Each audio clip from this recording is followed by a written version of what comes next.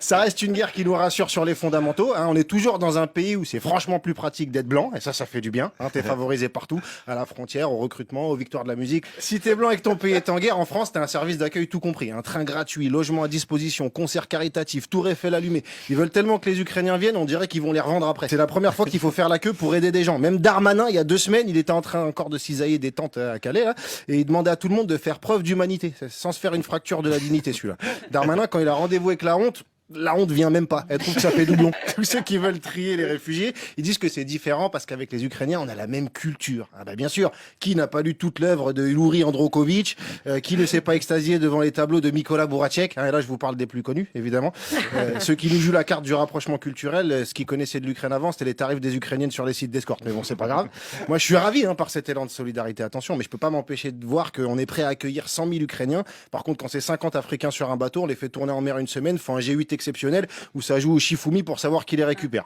Faut dire qu'il y a des conflits qui nous émeuvent beaucoup moins. Par exemple, ce que fait l'Arabie Saoudite au Yémen. Hein, la seule sanction du prince Belsalman, ça a été de faire un selfie avec Macron. Bon, ça va. Tu vois, à part ça, on leur prend toujours leur pétrole, on leur vend même des armes pour massacrer les civils. Depuis le début de la guerre, on compte 10 000 enfants tués ou blessés. Et quand je dis blessés, c'est pas de la petite coupure avec le pansement Hello Kitty. Hein, c'est le cloche-pied à vie. Alors qu'en Russie, il y a de la sanction, tous les échanges sont bloqués, tout le monde se barre. McDo, Coca, Zara, Nike. La Russie, c'est devenu le pays avec le commerce le plus éthique du monde. Avec cette guerre, on apprend aussi qu'on peut facilement emmerder les milliardaires si on a envie. Hein, ça soulève du yacht et ça gèle des comptes dans tous les sens. C'est plus un gouvernement, c'est la reine des neiges. N'empêche qu'il y a des milliardaires pour la première fois de leur vie se sont fait avaler la carte. Hein, mais attention, il y a milliardaires et milliardaires.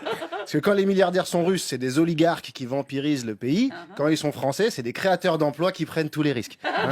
Même si à la première secousse, on leur fait du bouche à bouche à l'argent public. Mais bon, évidemment, tout ça, c'est encore tout bénef pour les Américains. Hein. La Russie est étranglée, ils vont pouvoir fourguer des armes à toute l'Europe, ils vont pouvoir nous envoyer leur gaz. Et en plus, ils sont spécialistes dans la reconstruction des pays bombardés. Hein. D'habitude, c'est eux qui crament tout. Là, ils ont même pas besoin de faire le gros œuvre, ils sous-tête. Mais les Américains, on n'a pas encore cicatrisé du racket des masques sur le tarmac et des 50 milliards de sous-marins qui nous refont déjà péter les soutures. C'est plus de la diplomatie, c'est un gonzo.